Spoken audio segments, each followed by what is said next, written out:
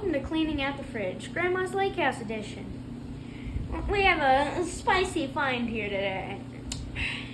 Year's 2022. I am 12 years old, turning 13 in 7 days.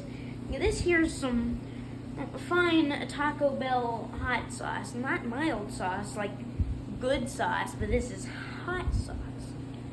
Well, we know that it's been here for at least 1 year, probably more.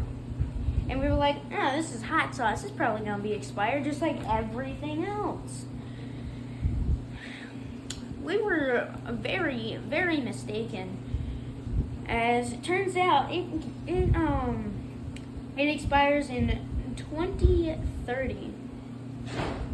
2030. It is 2022. I am 12 years old. I will be 20.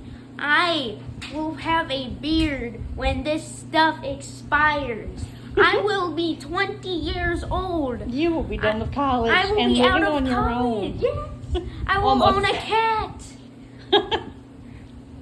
2030. And still be making tacos with this here hot sauce. Let's see if we can see that expiration date.